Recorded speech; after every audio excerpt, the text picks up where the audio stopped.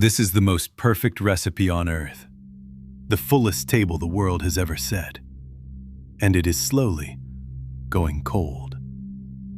The man behind this counter has made the same bowl of ramen the same way for 40 years. Tonight, like most nights now, almost no one comes. He makes it perfect anyway. Japan did everything right. It rebuilt from ashes into the second richest country on earth.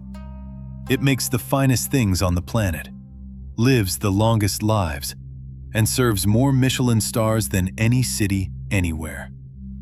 The recipe was perfect. So why are the chairs around this table quietly emptying?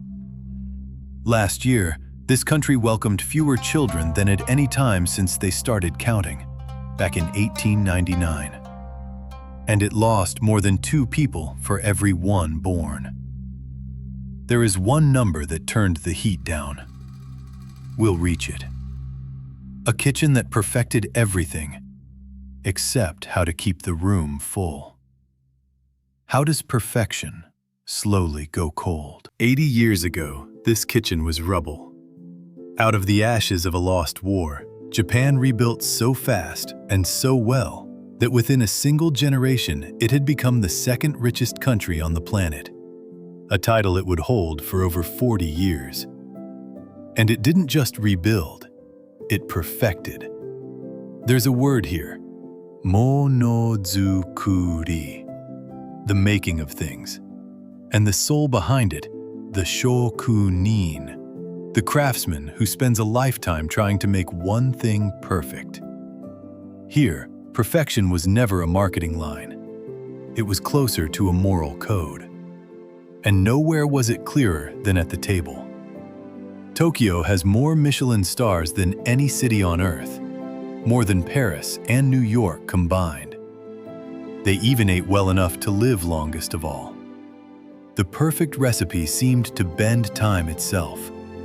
The fullest table, the finest craft, the longest lives. Everything a country could want, done better than anyone. And yet the chairs around this perfect table are quietly emptying. To understand why, you have to watch the fire. Today on Salted Earth, Japan. The most perfect recipe the world ever wrote. And the quiet, aching story of how it started to go cold. Every recipe has one secret ingredient. Japan's is still blank on the card. We'll fill it in at the end. And it isn't what you'd think. By the 1980s, the kitchen was at full flame. Made in Japan went from a punchline to a promise, and the money came in like steam. At the height of the boom, the little patch of land under Tokyo's Imperial Palace was said to be worth more than the entire state of California. The stock market climbed to a height it has never seen since. The kitchen wasn't just hot, it was the hottest on the planet. And then, in a single winter at the very top of the boom, somebody turned the fire down. At the end of 1989, the market hit 38,900. Then it broke. Within a couple of years, it had lost half its value. Land lost more than 60%. Trillions in wealth simply evaporated. Not in a crash you could put on the news, but in a long, quiet exhale. What came next earned a name, the Lost Decades. For 30 years, the world's second largest economy barely grew, about 1% a year. And prices didn't rise, they fell year after year. Deflation is the strangest illness an economy can catch. Everyone waits for tomorrow, because tomorrow is always a little cheaper. And a country that learns to wait slowly stops. And yet, the cooks never lowered the standard. The bowl of ramen stayed perfect. The fire was down, but the discipline never wavered. Then, in 2010, after 42 years, the title quietly changed hands. China passed Japan. No disaster, no collapse. Japan simply stopped getting bigger. But the economy was never the real story. What was cooling underneath it, no central bank on earth can fix. To see it, you stop counting the yen and start counting the chairs. So here is the number we promised. Last year, in a country of 120 million people, fewer than 690,000 children were born. The fewest since they began counting, back in 1899. The line has fallen for the 9th year in a row. The cradles are going quiet. And on the other side of the table, last year, Japan lost more than 1.5 million people. That is more than 2 goodbyes for every hello. The country is now shrinking by nearly 1 million people every year. Picture a small town, emptied every single week. The reason is one gentle statistic. To keep a country the same size, each generation needs a little more than 2 children. Japan has about 1. In Tokyo, the brightest kitchen of all, it has fallen below 1. Not because anyone decided to stop, but because the cost of time, of money, of space, of certainty quietly added up, until the perfect life left no room for 1 more chair. So the table aged. Today, nearly 1 in 3 people in Japan is over 65, the oldest population the world has ever had. And you can see it from the road. There are now around 9 million empty homes. They have a word for them: Akiya.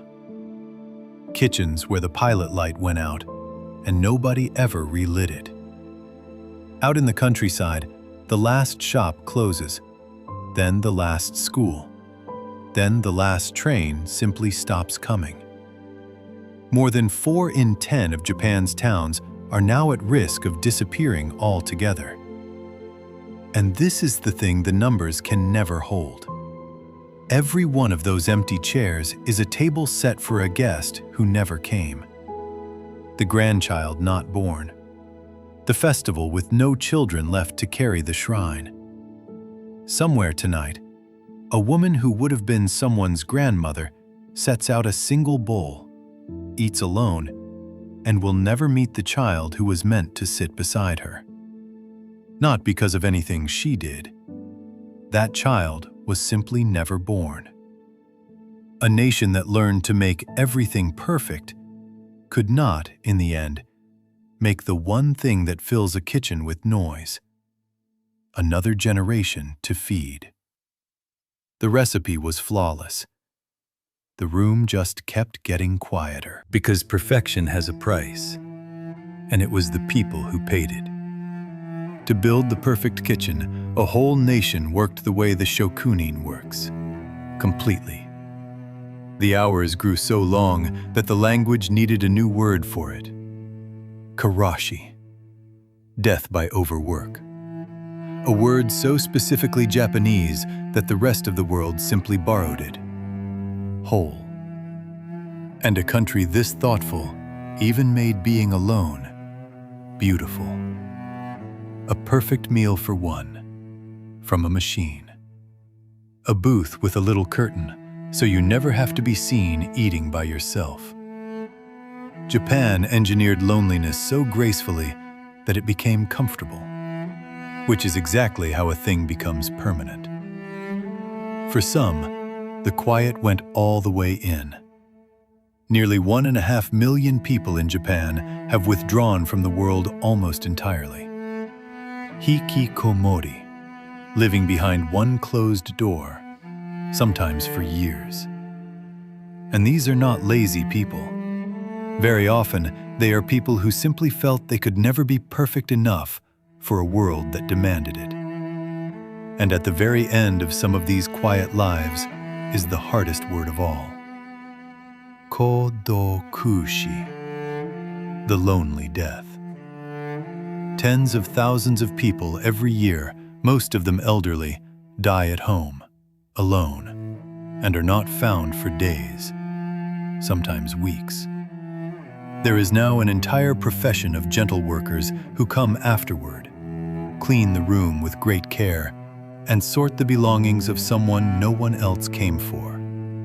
Strangers, giving one last act of tenderness to a person who died without it. In the country with the longest lives on earth, far too many of those lives end in a silent room. It would be easy to call all of this failure. It isn't. This is what happens to the first country to reach the future before everyone else. Japan is not doing it wrong. Japan is doing it first. The recipe didn't fail. It worked too well.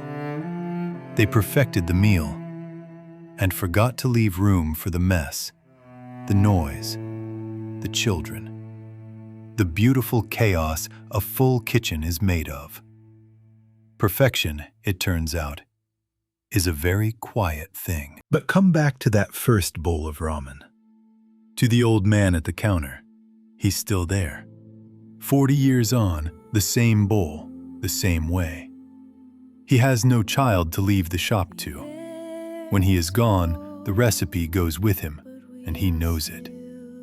And still, every single night, he lights the burner, he waits, and the steam rises. That is the part the sad version of this story always leaves out. A country can be cooling and still be the warmest place to sit down and eat on the entire planet. Japan never stopped caring.